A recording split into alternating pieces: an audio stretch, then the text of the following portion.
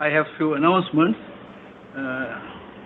Today is the deadline for assignment 1, and I saw few of you have submitted the assignment. I got the link and went through, and good, very good presentations, very good assignments, very good project proposals.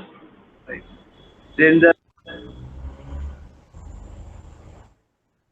we are going to do. We are going to complete the ratio analysis we did last time. Project analysis and evaluation. Lot of NPV calculations, sensitivity, and scenario analysis. Right? Then we had this guest lecture. Did I mention that she wanted a change? No. She was supposed to come on. When was it? The Thursday. Yeah. Now she has asked for change because she is not ready yet. Right? So she's going to do the presentation in risks in project finance on 20th of April. And this week we are today Tuesday, and we have on Thursday we will be doing project analysis and evaluation. And from 22nd, I have planned to get you to make the presentations, right, on your assignment. That project proposal, you have to make the presentation to me and the class, right? So we'll share the names who will be doing on 22nd, 27th, and 29th, right?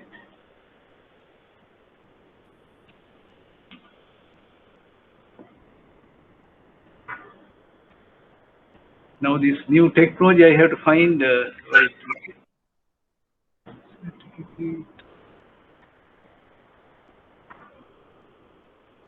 Now how do I get the?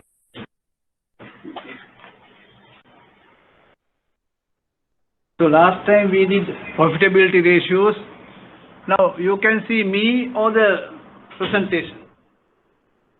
Both. Both. Both. Can see, yeah, both we can see. Very good. In the previous way, I have to turn to the board and you can see my rear side only. Now you can see me in front and I am also facing the board. Okay. So the profitability ratios we did last time. Then the efficiency ratios, right? Then we did the liquidity ratios as well, right? Yeah. Okay. Then we have two other ratios, investor ratios, right? Now we have a problem. Do you have that balance sheet and profit and loss with you? Have you taken a printout? Because No. when we did, No printout, but we can see with the other one. Right. Okay. You can use some other device and see that, is it? Okay. Right. So today we'll look at this earnings per share and this investor ratios earnings per share. But in the balance sheet and the profit and loss statement I gave you, that earnings per share was not there, right? And even in the financial statements, there is no need to provide that as well. Okay, and the dividends, all those things are not provided in the financial statement. So we'll assume ABC has 100,000 shares. So we will assume ABC has 100,000 shares, and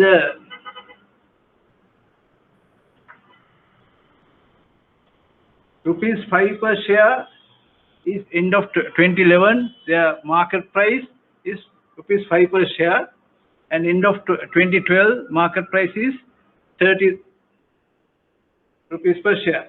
Okay. So we'll look at the earnings per share now. Earnings per share.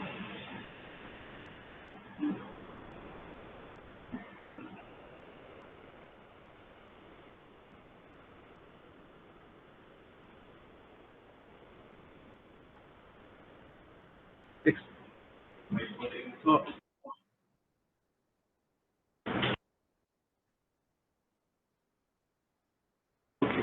right. So you can see on one side the presentation. Now I am going to write on the other side. Right. So earnings per share. Now we had from the P&L statement, profit was, we'll have 2011.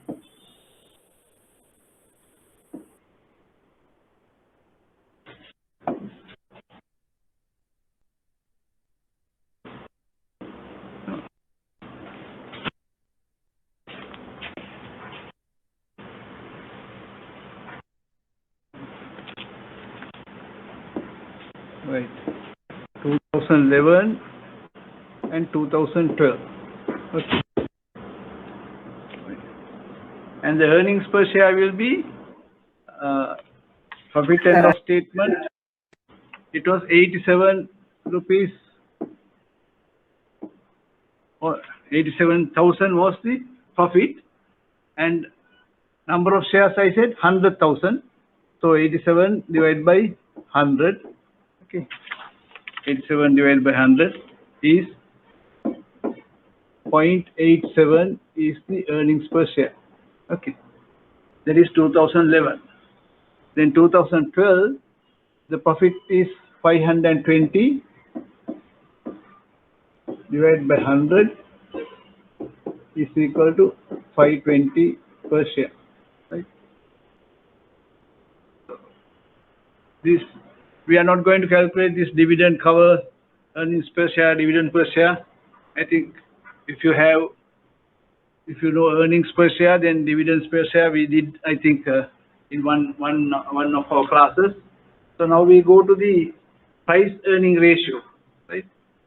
Now price earning ratio, I said 2011 we take the price as 5.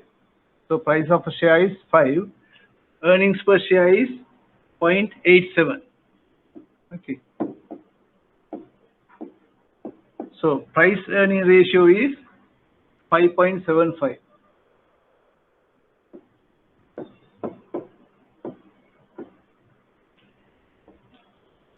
So that is a price divided by earnings multiple. So price is 5.75 times the earnings. So ABC shares sell 5.75 times earnings. And if you take 2012, it's 520 divided by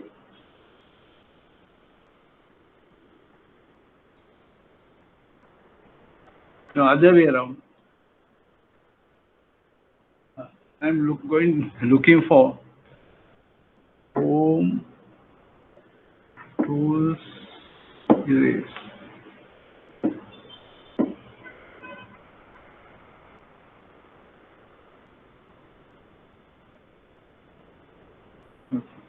We have to, what is the profit I said? The price of a share in 2012, I think 35. 30. Okay.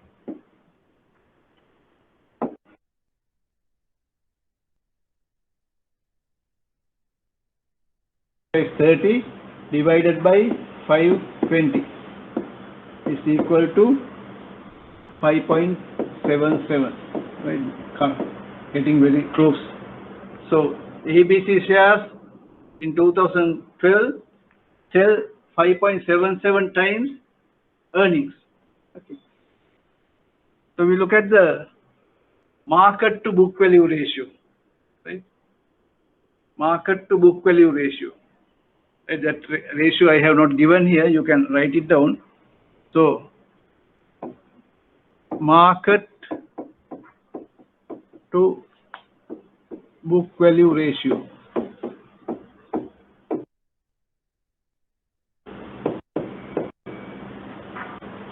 Normally people look at what is the book value, what is the market value, right?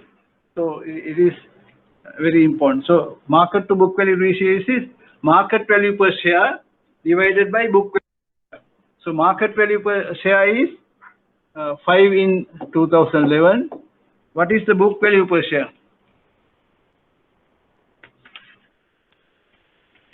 What is the book value per share?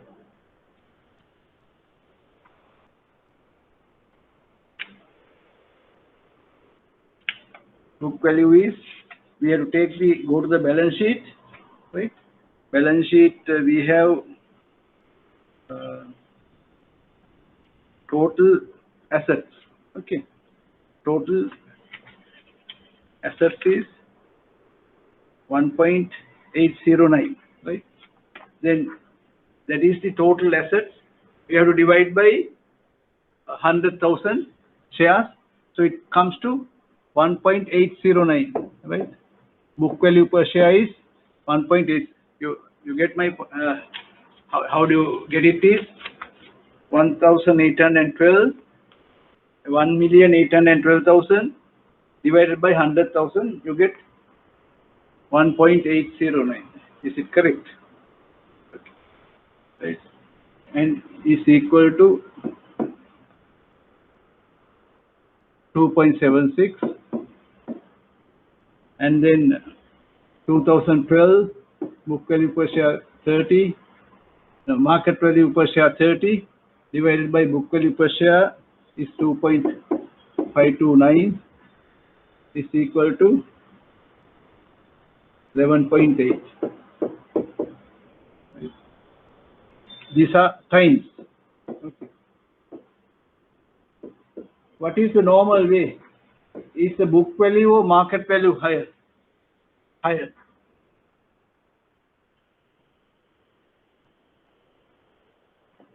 Always market value should be higher, but there are shares in the Colombo Stock Exchange.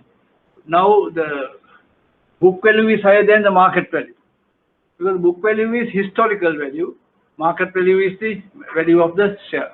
See? Right. So these are the investor ratios. I'm this file.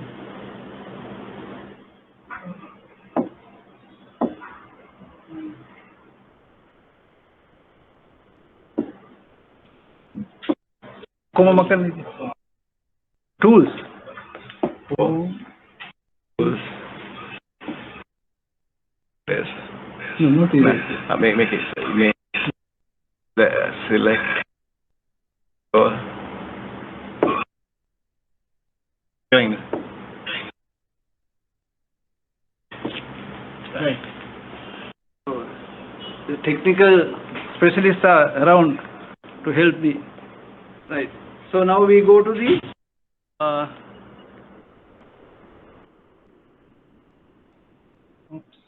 we have gone to the last one. So before that we had this. Did we do gearing ratios last time?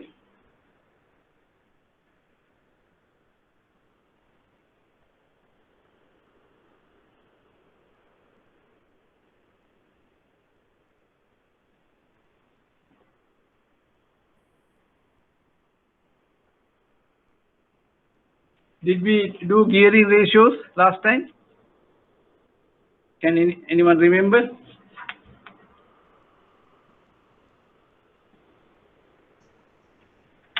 I think we didn't do. So we'll do it, right? These are actually useful in your evaluation, the project evaluation as well, right?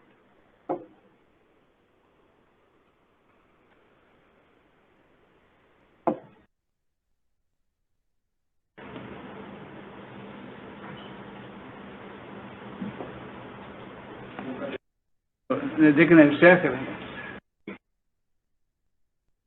जब आप हो मैं तक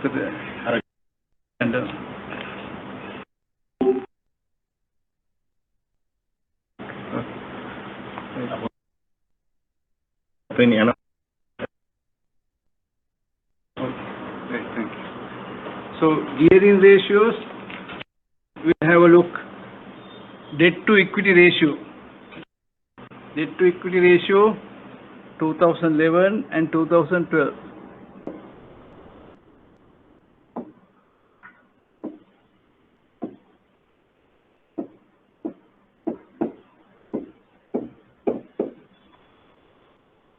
what is the debt? I think I want you to tell me what is the debt in this 2011.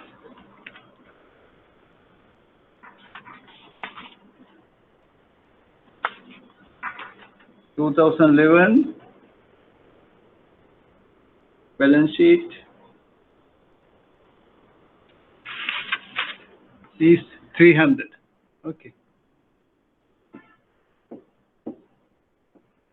Divided by equity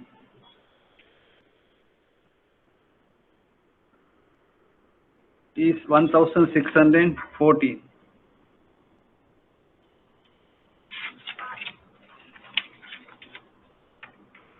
Equity is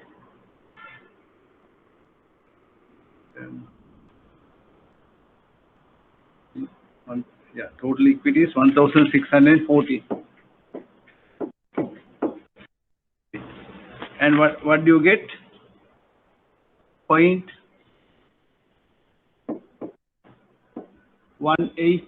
times. Okay. So debt to equity ratio is 0.18 times. Then 2012, 100 was paid. Every year 100 is paid. This 200 divided by 2,284 is equal to 0.09 times. What do you think of this company? ABC. They are gearing. Are they highly geared or lowly geared? Lowly geared. Low gearing, right? Because for each rupee of term funds is both equity and loans, right? Just like now, equity was 14 plus equity was the loan is 300. We got 1640, right? So for each rupee of term funds, only 18 cents of loans are there, right? And only 9 cents of loans for every rupee of term funds in 2012. Right? So debt service cover ratio, PBID minus tax, right? Debt service cover ratio is equal to PBID is 297 minus tax of state in 2011 divided by interest on term loans and installment, right? Interest on term loans 100, installment is 100. Okay. Normally they won't become equal, right? Interest also 100 and the installment also 100. So 287 divided by 200, 287 divided by 200, I have got 1.44. Okay. Similarly, for 2012, profit PBID 758 minus taxes are higher this year because the profits were higher. 2011 profits are low, and then interest has come down because the capital has been paid and the installment is 100. Okay. So it comes to 3.88. What do you think of the debt service cover? Sir, normally we take the interest on short-term loans as well, because although the capital component of short-term loans can be revolved, the interest has to be serviced, right? Sure. Now, at the beginning of the that there can be different ways, right? Right, how you define is so if you are more conservative, you take even short-term loans interest. Yeah. Yes. But normal is you don't take short-term loan interest, because short-term interest even they are generating from short-term funds. No? So maybe but I think better to take even short-term loan interest, because that interest is paid annually. But here, Yes. yeah, looking at the long-term loans, debt service covers, right? Okay. Thank you very much for that. Then I have added to another ratio, total debt ratio. Okay. So I will erase this. Home tools. No.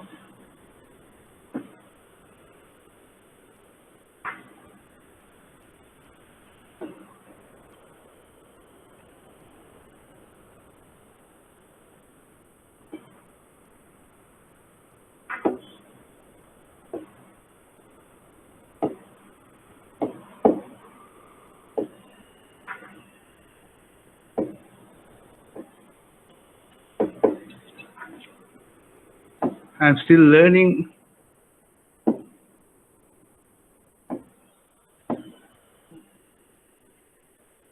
Menaga.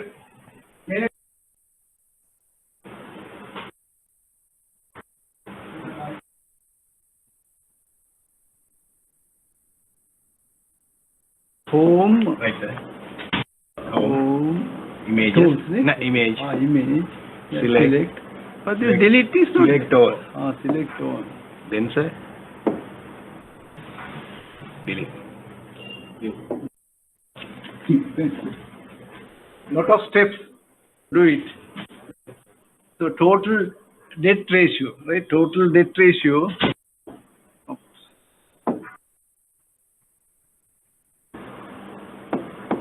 Total debt ratio is equal to total assets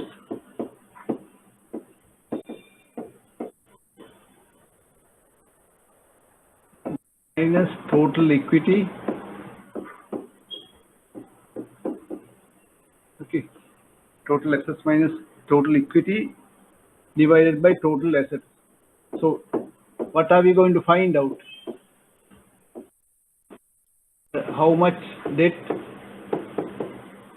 as a percentage of assets. Okay.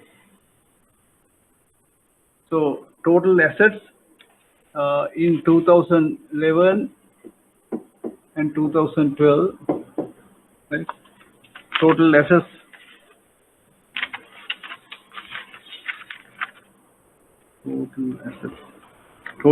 is 1809. Okay. Total assets 1809 minus total equity 1314. 1809 minus 1314 is equal, divided by total assets, right? 1809 is equal to 0.27, right? We'll do this also. This is 2529 minus 2084 divided by 2529.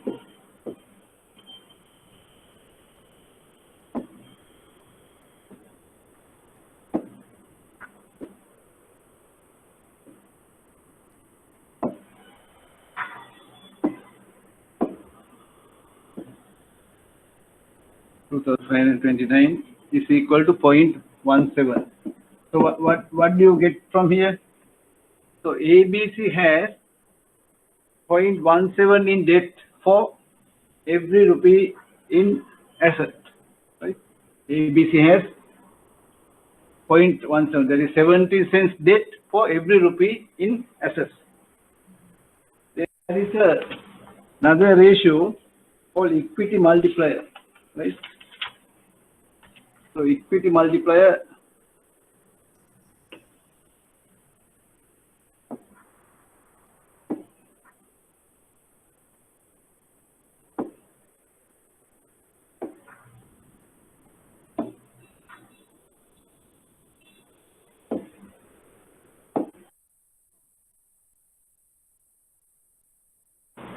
okay.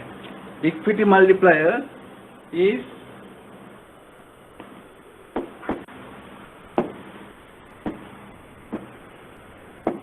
equity multiplier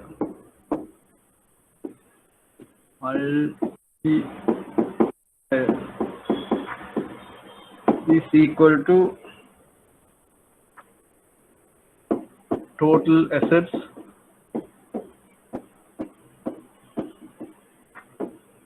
divided by total equity.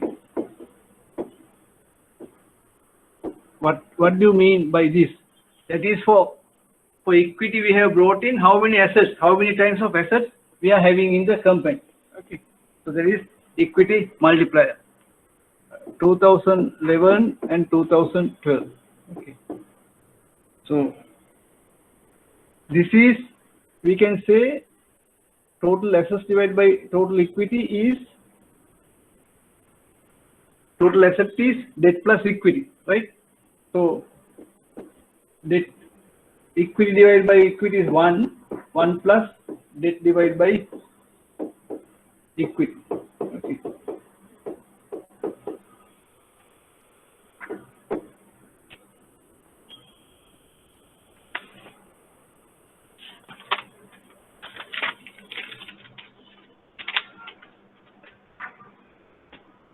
Then we have times interest earned.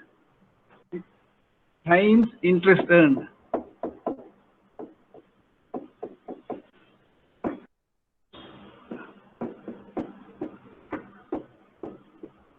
Okay. Time interest earned is equal to EBIT divided by interest. That is, we take the earnings before interest and tax and divide by interest. So we see how many times we have earned. Number of times earning of interest. So there is another ratio. First we'll erase this. Home, image, select.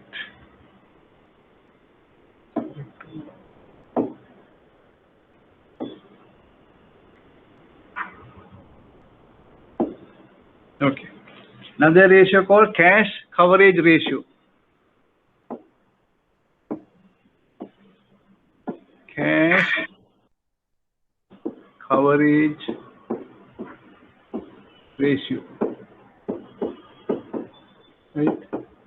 Cash coverage ratio is EBIT. Now, earlier interest coverage, interest earned ratio, we didn't take the cash flow actually. Here we are taking the cash flow, EBIT plus depreciation divided by interest. So this is more important, that we have so much of cash to cover the interest so many times. Okay. So there is another ratio called DuPont identity. This is done by the DuPont company. So we'll look at it.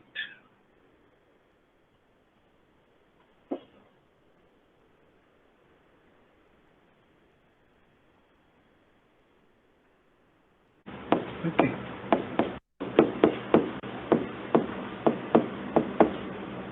DuPont identity. We know return on equity. ROE is, what is ROE? Net income divided by total equity. Okay. Net income divided by total equity is the ROE, right? And this you can write in the second step. We can multiply this net income by assets on top and assets on the bottom, right? Denominator and numerator, you know, right? So there is no change, right? ROE is net income divided by total equity multiplied by assets on up, top level and bottom. Okay. So we can write this again. net income divided by total assets into assets divided by total equity.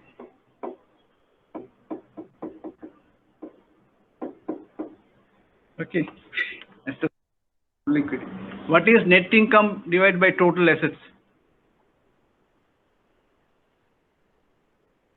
It is return on assets.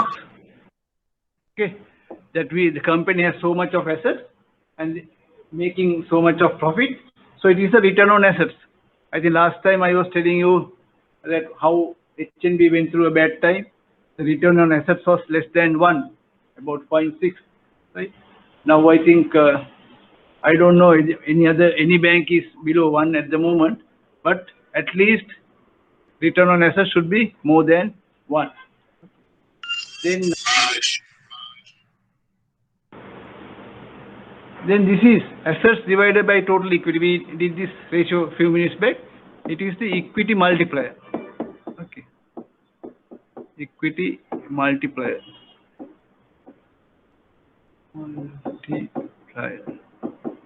So ROE can be written as ROA into equity multiplier.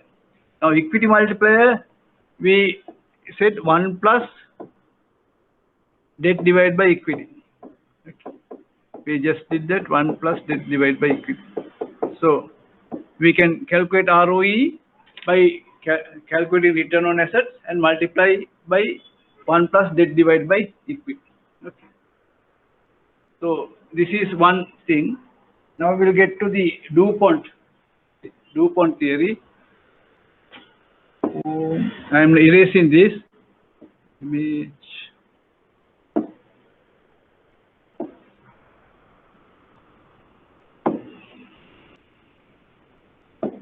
Right. Now I don't get much exercise. When I use the whiteboard, I have to erase everything here only with the pen. Right. Now ROE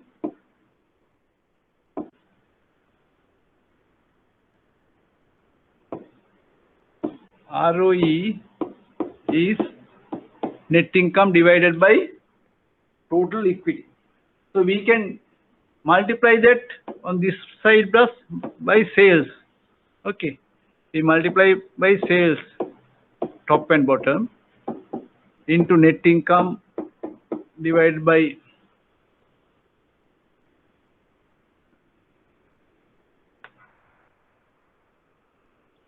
assets. We did that few minutes back.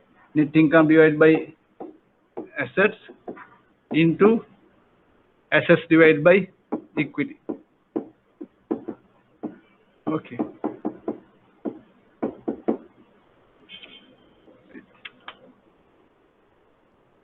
Now we can restate this like this: net income divided by sales, okay, into sales divided by assets into assets divided by equity. Okay. So what is this?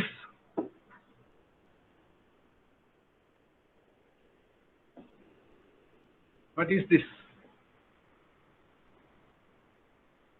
Again, return on assets. Okay, thank you. ROA, right? That same equation we are getting, right? So we can this equation we can say is equal to net income divided by sales is profit margin. Net income divided by sales is profit margin, right?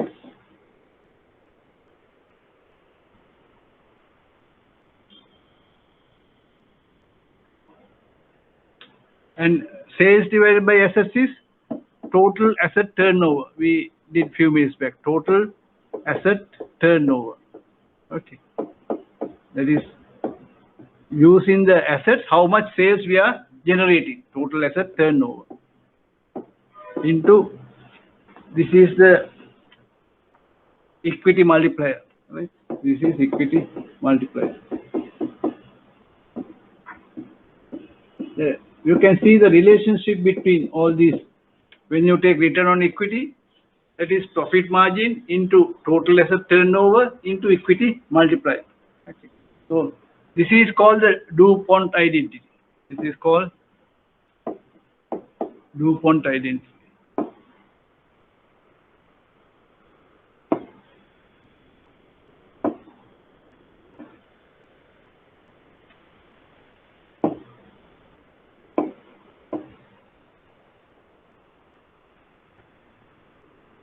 This is called DuPont identity, right?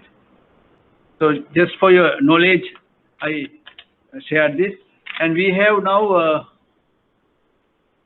an example on ratios.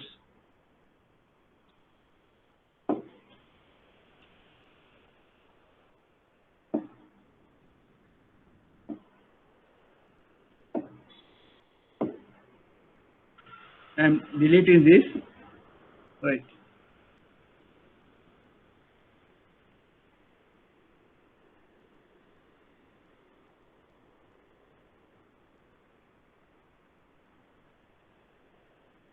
Now I want to get this screen back.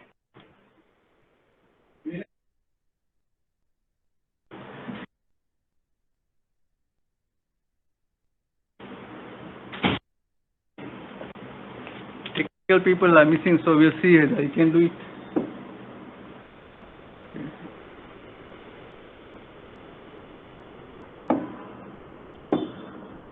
Right.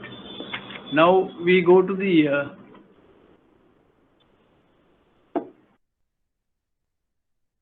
right. This is the this is for us to do this. Learn what we learned for us to. Now this is assets of Mark Maran, the current assets, fixed assets, total assets, right? The balance sheet asset 31st December 2019 and 2020, and then we have liabilities and equity, and then we have the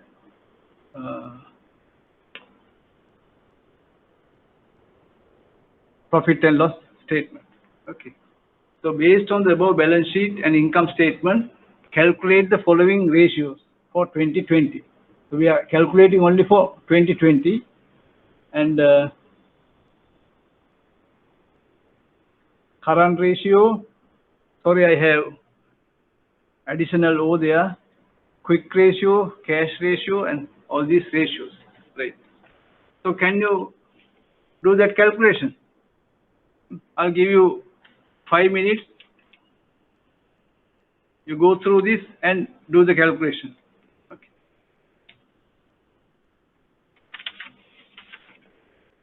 So we'll start calculating current ratio. Someone tell me what is current ratio? Current assets divided by current liabilities. Did you calculate it? Yeah, 0.55. Yeah, very. So I'm not going to write it. Current assets, current ratio is current assets divided by current liabilities 0.55 times. So it is. What do you think about this company? 0.55 is too low, isn't it? Normally, current ratio should be higher than 1, right? Okay. Then the quick ratio. Quick ratio is, can someone again tell me what is quick ratio? Current assets minus stocks divided by current liabilities. Right. So current assets is 648. 48. No? Yeah, current assets 648 minus stock 368. 368 divided by current liabilities is 1183. 83. So how much is what is the answer? 0.24. 0.24, yes, 0.24. That means in an emergency you are not able to pay your liabilities, right? You don't have enough cash. But the current assets minus stocks is like cash, or you can easily cash items. So that is not enough to pay the liabilities in an emergency. So there's cash ratio. Cash ratio is cash divided by current liabilities. So how much is cash? Cash is 88, no? And current liabilities again 1183. So what is the ratio? What is the amount?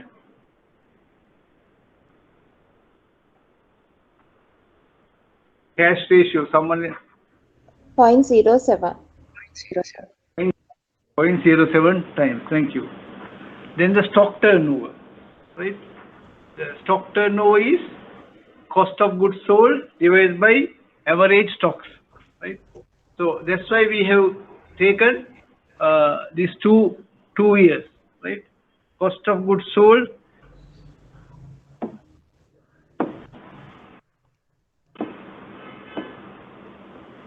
stock. I made it red last time. It is still red.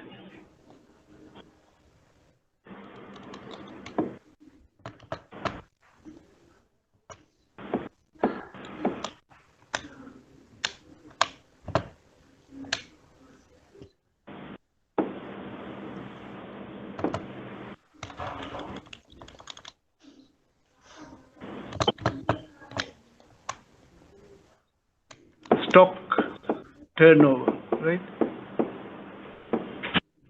Stock turnover is cost of goods sold divided by average stocks, right?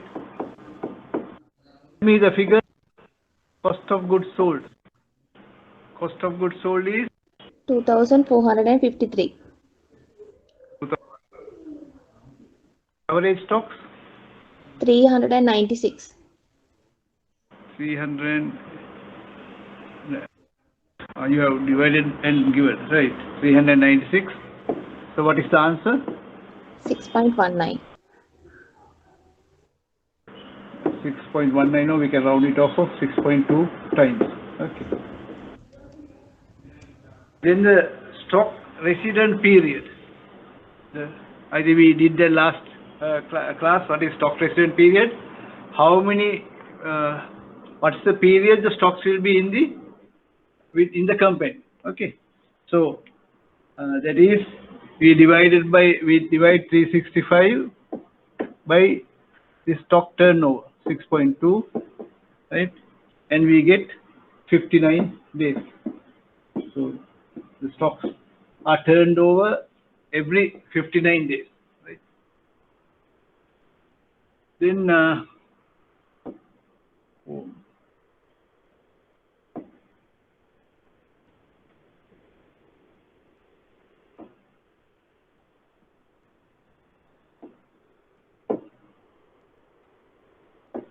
right.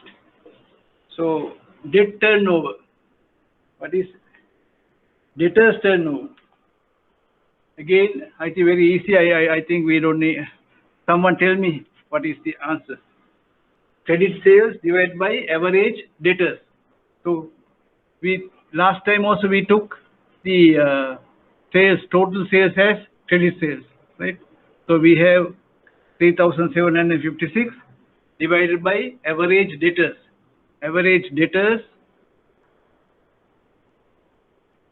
Average debtors is 224 plus 192 divided by 2, right? So debtors turnover is 18.1 times. Okay, is this correct? 18.1 times. So then debtors collection period is divide 365 by 18.1 we get about 20, no? So 20 days. If you round off, it comes to 20 days. Is good. Every 20 days you collect your debts, right? But what was due today, what was given today, you collect in 20 days. That is average, right? Total debt ratio.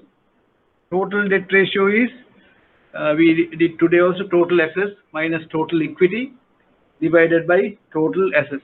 So total assets here is 6,002 minus total equity. Total equity is 2,742. 2,742 divided by total assets. Right. So equal to 500 total assets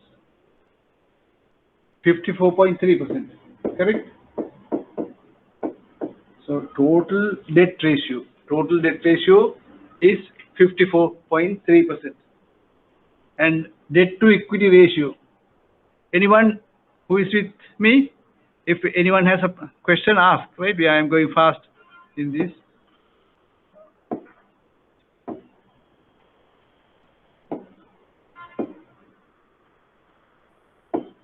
Right. The debt equity ratio.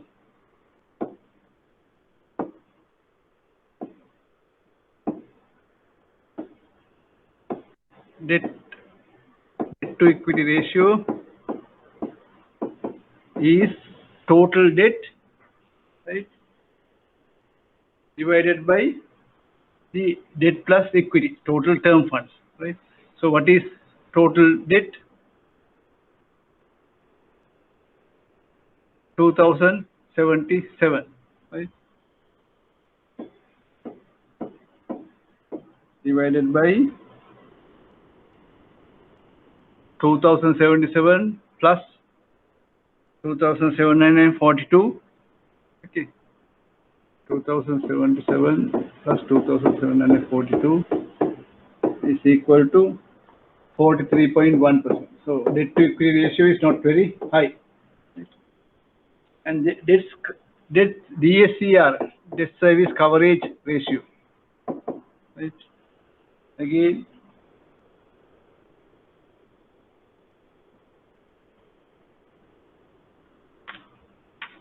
debt service coverage ratio, shall we work it out? I have not done the calculation.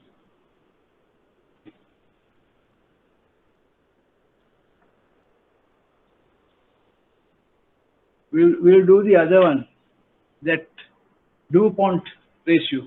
Okay, so we go.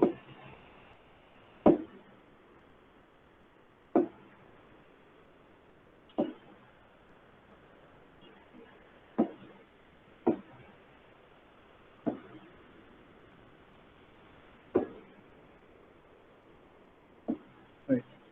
Remember, we just did DuPont ratio.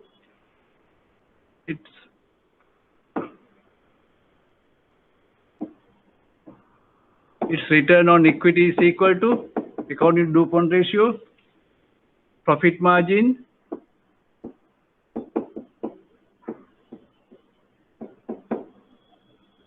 into total asset turnover,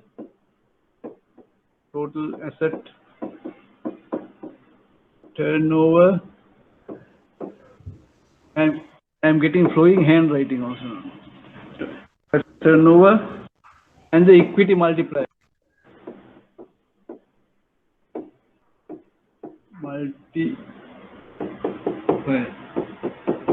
Okay. So what is profit margin here? Profit is how much? 132 divided by the sales, 3,756, right? Then total asset turnover, that is sales divided by assets, So the sales is 3,756 divided by assets. Assets is 6,002, right? Then equity multiplier is assets divided by equity, right? 2,742. You can see all these getting cut off. Then we have profit margin, the profit, net profit divided by the equity, right? Finally, but this shows the relationship. Profit margin is 3.5%. The total asset turnover is less than 1.626, right? And the asset, the equity multiplier is 2.19, and it is 4.80.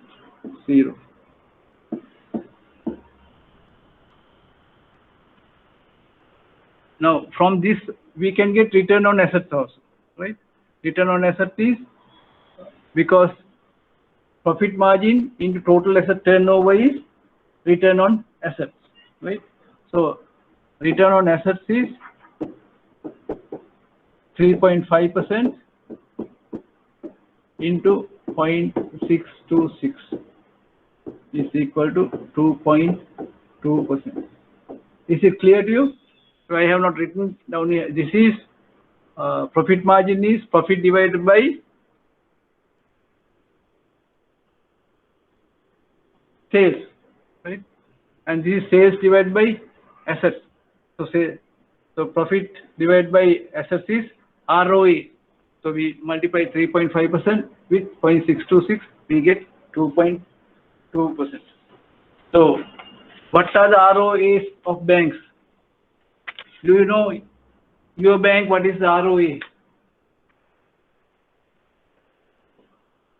Think during the interval and tell me after the break.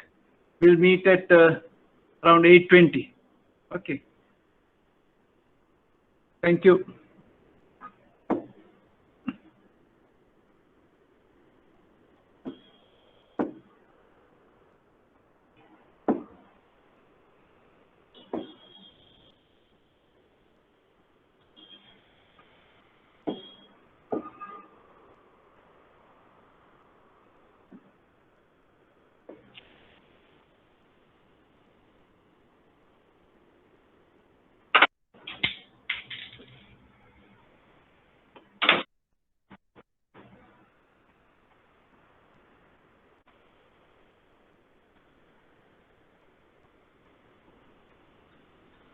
Can you see the slide?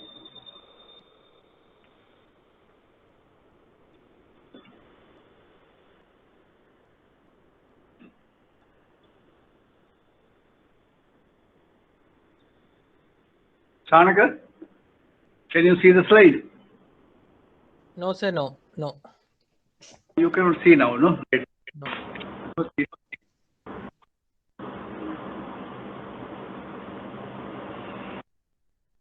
Now can you see? Yeah, now okay. Now right. Thank you. Now before we start, but I think I took the wrong one.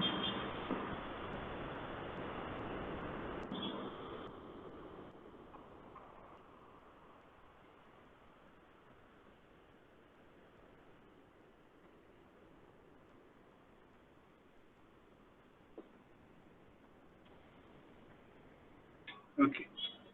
So before going to this subject, project analysis and evaluation, I have a few questions. You'll have to all have to join and answer these questions, right? Suppose the firm were to pay some of its suppliers and short-term creditors. Okay. What could happen to current ratio? Now current ratio is there. Okay.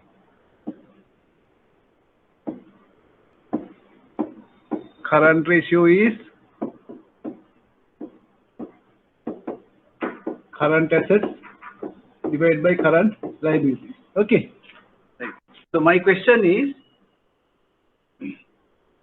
firm is going to settle some of its suppliers and short-term creditors. Short-term creditors. What would happen to the current ratio? A tricky question. You will settle the short-term creditors and suppliers.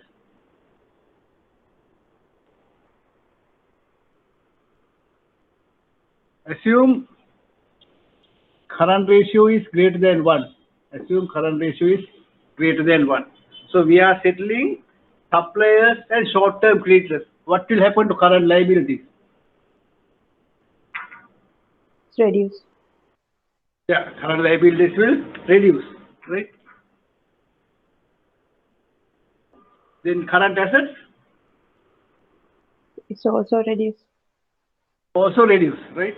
So, but if the ratio is more than 1, current ratio will get bigger. So I will explain how it happens.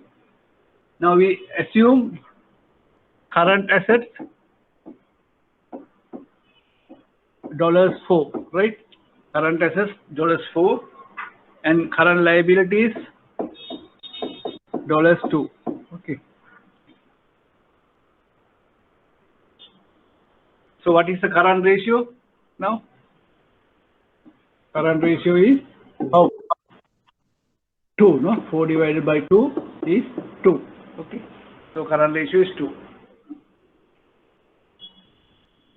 Now we say we settle short-term loans and supplier credit by $1.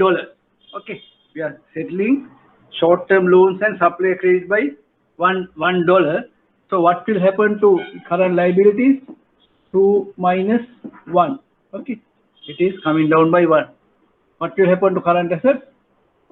4 minus 1. Right? Because we have to use cash to pay current liabilities, the short-term suppliers and creditors, so that current cash will come down by 1. So what will happen to current ratio? 3 divided by 1. Right? It was earlier it was 2, now it has become 3. Right? So that is something happening with the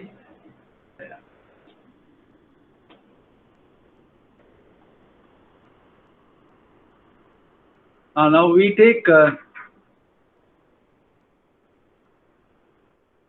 if we take $2 in current assets, right? Yeah. Other way around, right?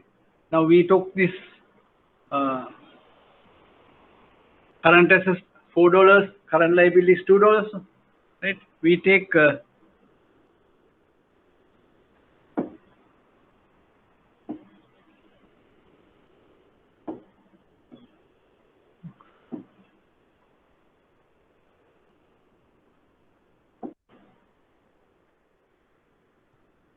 other way around, right?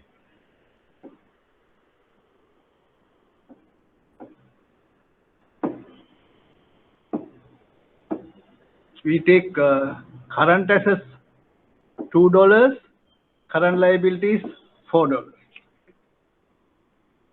What is the current ratio then? 0.5. 0.5. Yes. Thank you.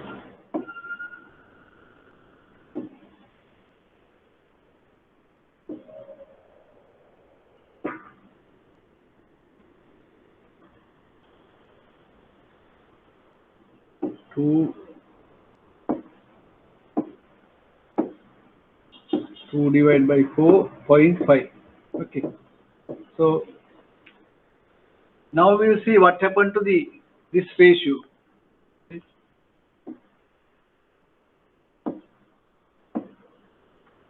It is taking time to erase.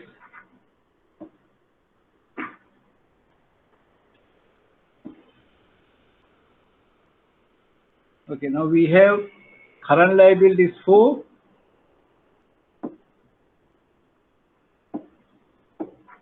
Current liability is 4, so we deduct 1, right? Current assets 2, we deduct 1, right? Now we get 1 divided by 3, right? 1 divided by 3. I'll cut this off and 1 divided by 3, right? That is 0.33. So, can you see, when the current ratio was more than 1, when current liabilities was reduced, the current ratio increased, right? But when the current ratio was less than 1, right? When the current ratio was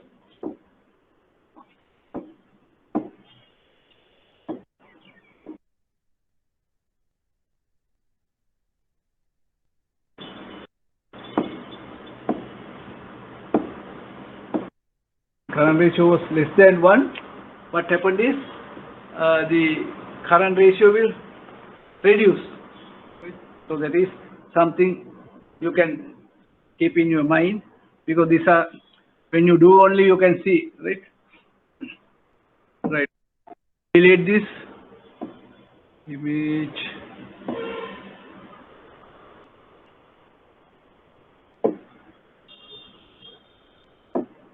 Right. Now another question, right? We'll see how bright my bank students are. Bank students plus 2 others. Right? Suppose the firm buys some inventory. We know current ratio is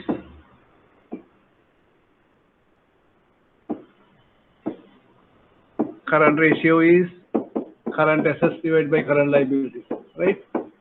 Firm buys some inventory. What will happen to this ratio?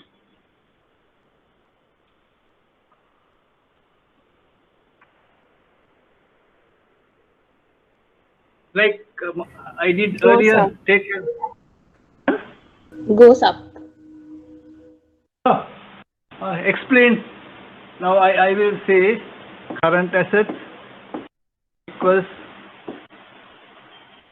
oh, it's raining.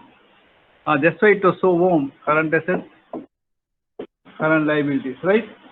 So you buy some inventory, right? What will happen when you buy inventory? That means we say $1 worth of inventory, right? Our current assets can go up, but if we use cash, then it will again come down by, so it's 3. Even if you use, if it is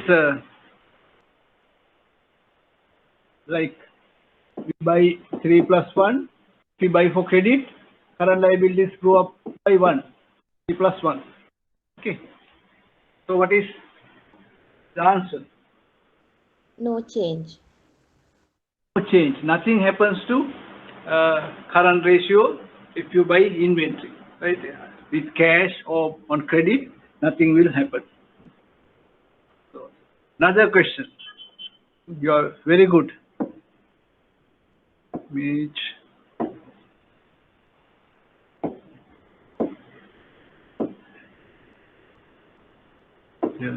right.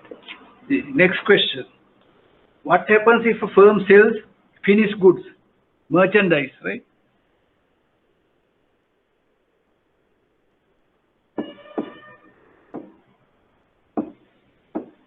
Current ratio is equal to current assets by current liabilities. What will happen? We sell our finished goods, right? And what will happen?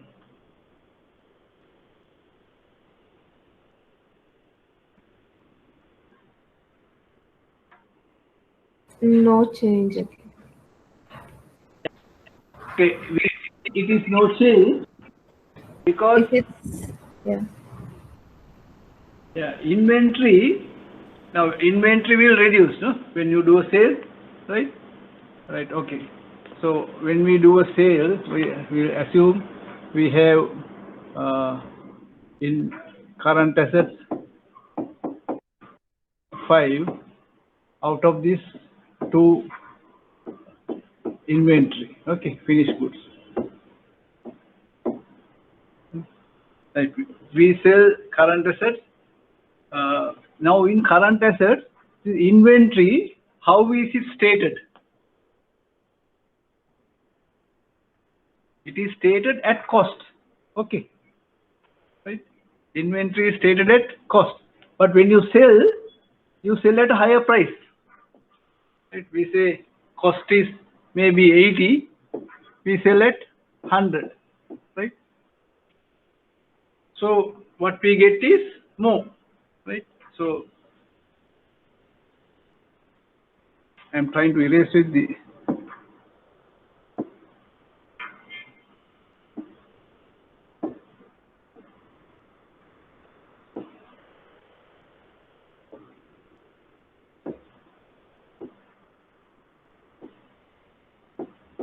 these two inventory, we take two inventory, so it is sold maybe at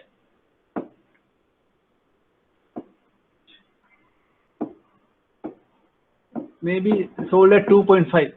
So the current assets will go up to 5.5 because of the cash coming in, right? Cash or debtors coming in, current assets will go up to 5.5 because the inventory is at cost, right? And we will be selling at higher than the debt, right? So sales sometimes normally sales most of the time greater than the cost. So because of that, the ratio would usually increase.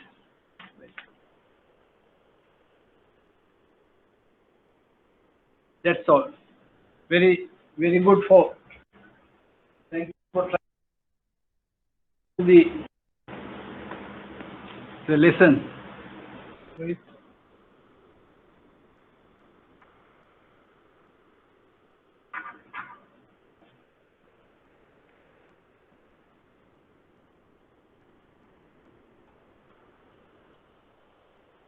So these are all.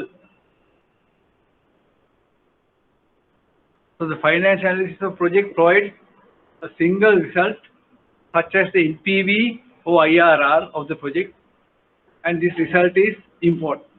When we calculated the last time, we get NPV, IRR or payback period, profitability index, right? So we get a figure and based on that we decide, right? That figure is important, but we have to go through some more steps before going to invest. So we are looking at from the promoter's angle, whether we are investing in a project or not, right? However, it is important to develop an understanding of the performance of the project under variety of conditions, right? So we shall discuss the analysis and interrogation of the financials of the project to develop an understanding of the project. When after calculating NPV, if we stop there, that is wrong, right? We have to further analyze how did we get this positive NPV? What were the factors behind it? So then whether our estimate of that factor was correct, right? So we'll have to look at those. So first we are going to have a visual technique for the construction of financial models using influence diagrams. This influence diagram can be used in number of ways to check that all influences of a value have been included. Now, when we do the influence diagram, we'll share later, whether all the influences, what are the all estimates are, all the variables are considered. And to check that the relationship between variables are correctly represented. So, whether the variables are correctly represented. And third one is to communicate the assessment model to team members and the investment committee. I said earlier that we are doing this as a company who is going to invest in a project, right? And we calculate NPV. We are not going to stop at NPV. We look at these relationships, right, with the variables, and we share with our team members.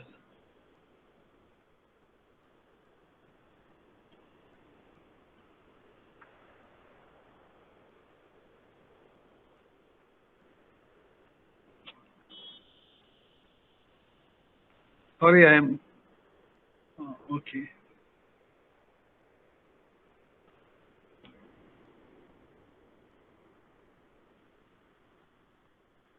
So we are looking at two methods. First is called the scenario analysis. I think some of you for the assignment had done that scenario analysis, in which a few possible forecasts of the most sensitive inputs are investigated. Right? We take a project, we know the sales are very sensitive, right? Fixed costs, and maybe variable cost. So we take some sensitive inputs and change all of them and create a scenario, and then we investigate it. The second is sensitivity analysis, in which the sensitivity of the model outputs to various inputs are investigated. So in sensitivity analysis, we take only one variable and change it and see what will happen to NPV. So the difference between two methods is scenario analysis, we change several parameters, and in the sensitivity analysis, only one parameter is changed at a time. Right? So we change one parameter at a time and calculate NPV and see how sensitive NPV to this parameter.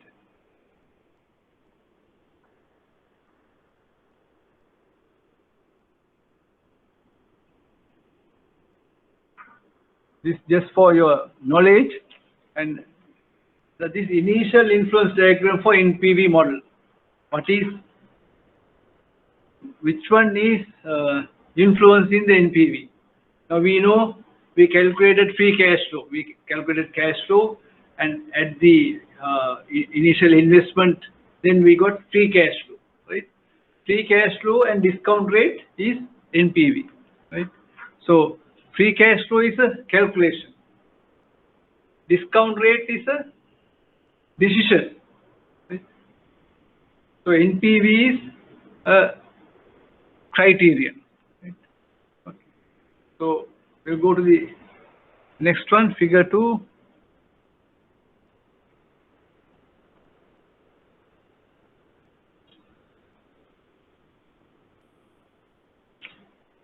The next level of influence. Now, earlier one we had NPV. Earlier one we had only free cash flow and discount rate. Now we have free cash flow we get from the cash flow and from the capital investment. So two more variables have come in. So we are looking at example of influence diagram. A company is considering a proposal to develop a new product line. The company has conducted competitor analysis and market surveys and believes that the product can sell for $100, and the entry into the market at 13,000 units a year. So we have a product which we assume will sell for $100, and we can sell 13,000 units per year. The capital investment is $1 million and can be depreciated over 5 years. The fixed cost, that is fixed cost running the operation, is $200,000 per year, and the variable costs are $30 per unit. Right? We are selling variable costs are $30 per unit, and the selling price is $100. The discount rate is 10%. Construct an influence diagram, and from that a model of this proposal.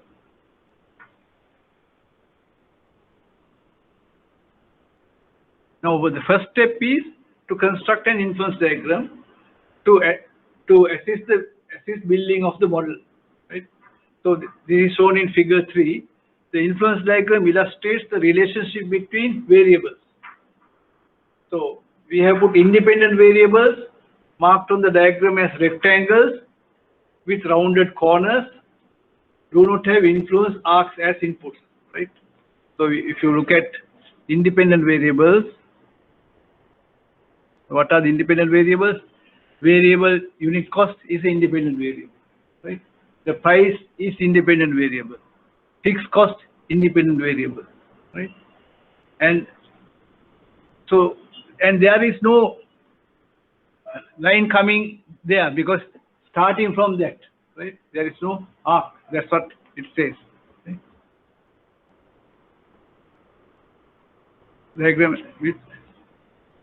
dependent variables have influence arcs as inputs.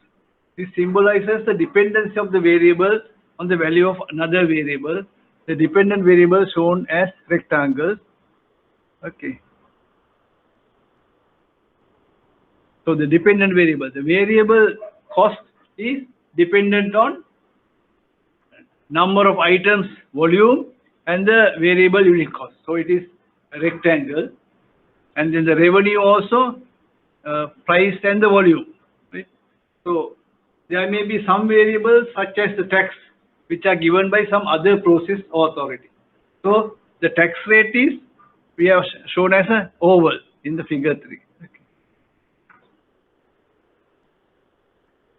So these are the relationship. We have price and volume, we get revenue. Variable unit cost and volume, we get variable cost, right? And with the fixed cost and variable cost, we get the OPEX, operation cost, right? And the revenue, from revenue and income, and the tax, from revenue, tax, we get income, and the depreciation, we get cash flow, right? So from the investment, again we get cash flow. From the investment, we get depreciation, and it influences the cash flow. And from the free cash flow and discount rate, we get NPV, right? So based on that, the model is created. This is the model. Actually, what we do is we don't use this model, we just create this, right? So the revenue has come from the price and the volume, right? The revenue comes from the price and the volume. Then the operating cost comes from the fixed cost plus the variable cost, and the variable cost comes from the variable cost per unit into number of items. Okay. So then we get income, depreciation because 5 years 1,000 investment, the tax, and then income after tax. Then we get the investment here, and this information not given, that I think the scrap value is 500, that project after 5 years can sell for 500, right? Then we get the free cash flow. Here we add depreciation to income after tax. We get the free cash flow for 10% discount factor for 5 years, and the present value, and there is a positive net present value. Okay, right. Any questions? You can see the screen clearly, no? Right. Okay.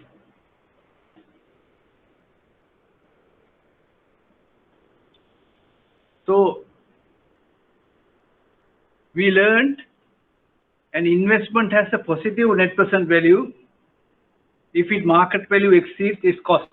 Remember that rundown house we bought for 10 million, did renovations for 10 million, and we got market price of 25 million, and we made 5 million, right? So investment has a positive net present value if its market value exceeds its cost. So such an investment is desirable because it creates value for the owners, right? So, but the main problem is most of the time we don't know, actually we can't actually observe the relevant market value. It is only an estimate. Then we wonder whether or not our estimates are at least close to the true value. So after now, even you invest in a share, you will be thinking whether the share will go up or go down. Expecting to go up, we invest. Now this Windforce recent initial public offer, even I made an investment, and they have not allocated shares, and hope the stock brokers say the share was, I think, 13 rupees or something, it will go up to 19 rupees. So based on that, but those are also, they are predicting, right? It may go the other way as well, right? And if some of you are looking at investment, there is a debenture, TEB, coming up with debenture at 9.35%, right? 5-year debenture. So that is also a risk. Now, 9.35 is very good rate today, but we don't know after 2 years whether the rates may go up. Right? Then, if we have got stuck for 5 years at 9.35, and if the rates go up, we will not get the benefit. So always we have to take a risk, and we have to think whether we have made the correct decision. So now we calculate the NPV. Are we going to stop here and move to the next proposal? Now we did a calculation now, the previous schedule also there's positive NPV. So we think this is very good project, we are going to invest, and we go to the next project. No, we are not going to do that. We are happy that NPV is positive, but there are two circumstances under which this discounted cash flow analysis could lead us to conclude that project has a positive NPV. Can any of you tell what are the two circumstances?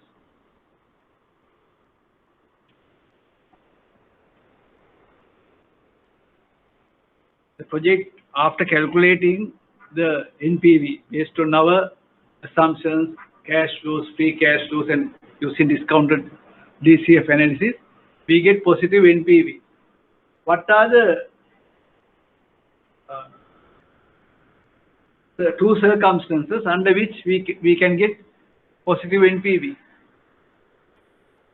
Try, you can make a mistake, there's no problem.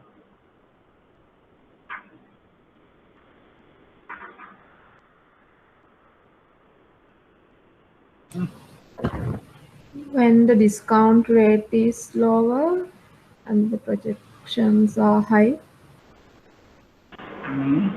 Yeah.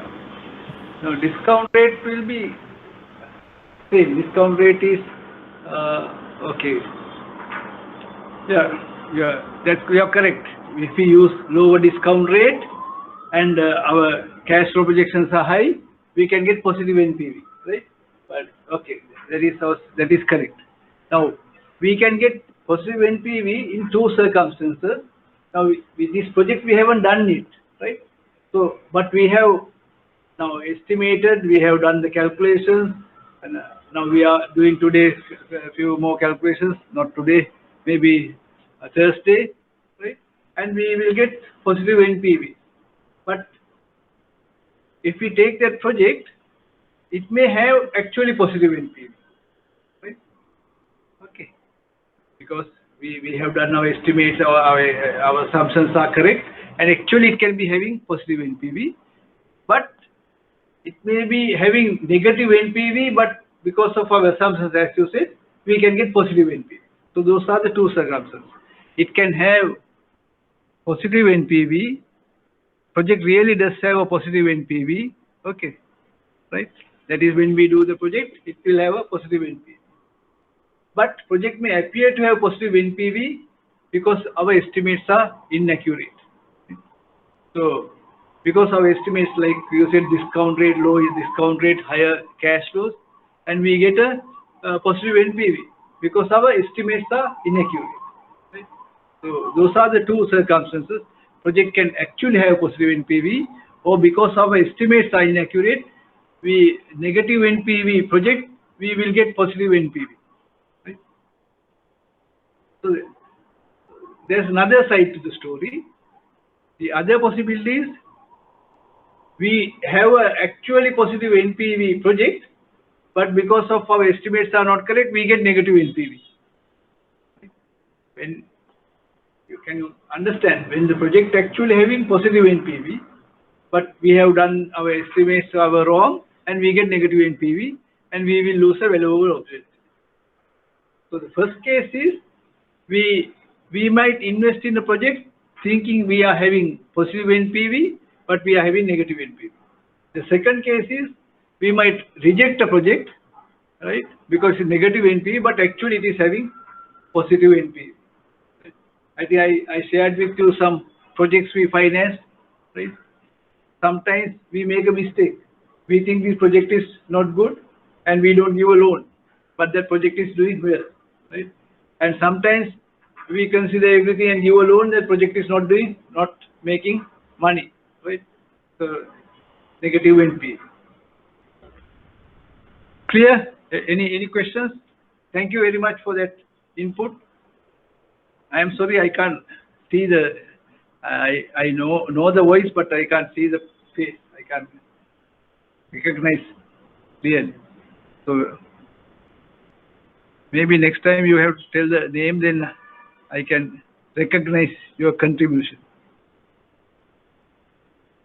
Right. So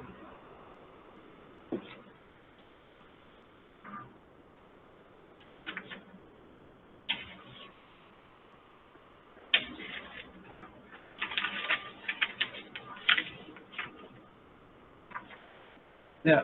Now when we say, now forecasting risk, before that, when we say something like the projected cash flow in year 4 is 50,000, right? We say projected cash flow in year 4 is 50,000. What exactly do we mean? Are we expecting in the year 4 to have exactly 50,000 cash flow? No, because if we have, then we have done something wrong, right? Because we are only projections, right? No, it could happen. Of course, we would be surprised if we achieve 50,000 in year 4. We would be surprised to see if it is same. The reason is 50,000 projection is based on what we know today.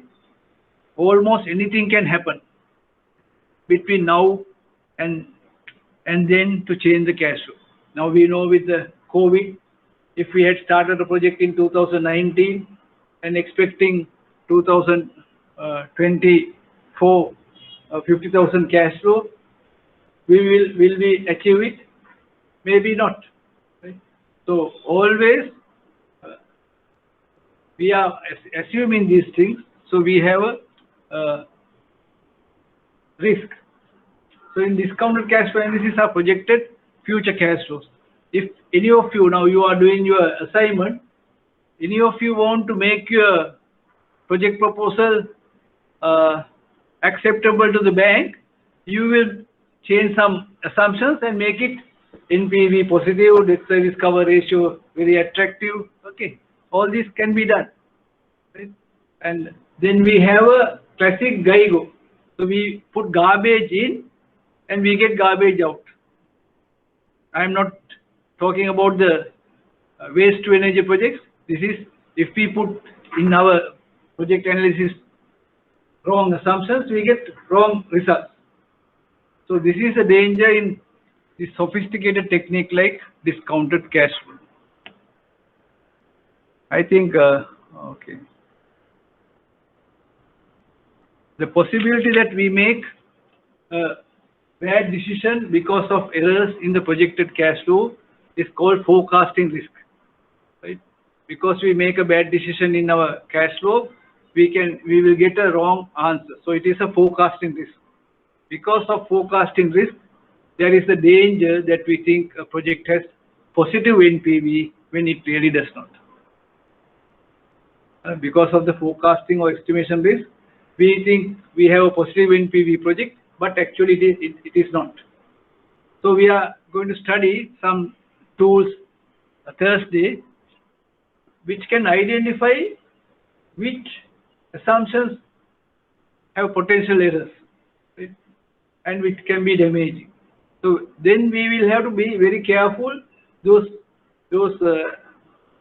variables, we have to be very, we have to do more studies and get it as correct as possible, right? So we will try to assess the economic reasonableness of our estimates, and we will assess how much damage will be done by errors in these estimates, right? So we look at how much damage will be done by errors in these estimates. I think the balance we will do from the sources of value on Thursday. I think I could not announce two more things. One is Mr. Aravinda Pereira, former Managing Director of Sampath Bank, and now the Managing Director of Royal Ceramic. He has been a pioneer after Mr. Maxi Pelis of DFCC on project finance. So he has agreed to share his experience with all of you.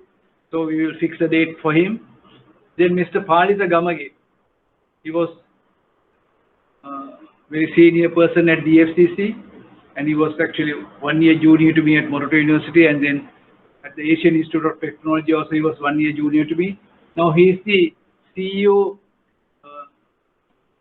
General Manager of HDFC Bank, and he also likes to share his knowledge. He has been teaching his bank colleagues project finance, but the problem is to select the subject, because he has subjects which I have taught you already, right? And we will select a subject. The second thing is Palitha is from Panadura, so just the time he is going home from between 7 to 9, he visits his sister, his daughter who is having a child loss in Colombo, and his wife stays there during the day, and he takes her home in the evening while going home. So we have to find whether time for him.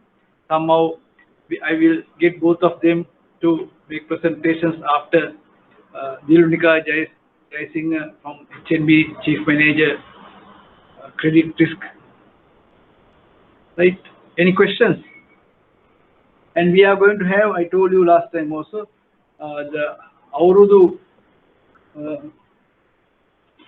time for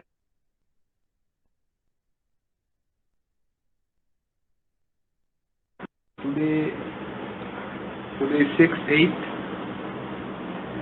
13th and 15th you will have holidays, and I am going to give extension.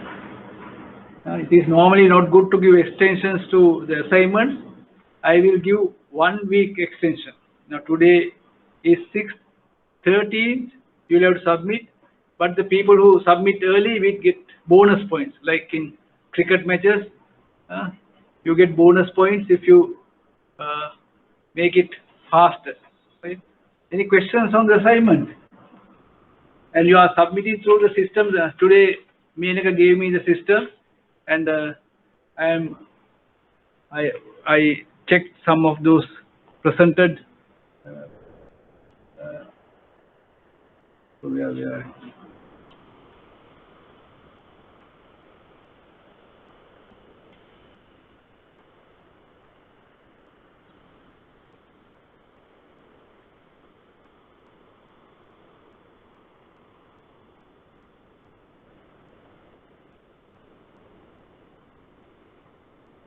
Okay.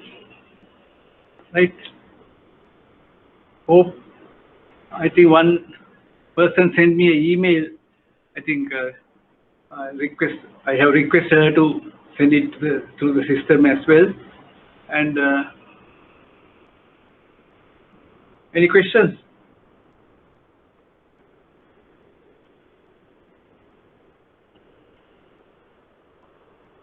Okay then. Thank you very much.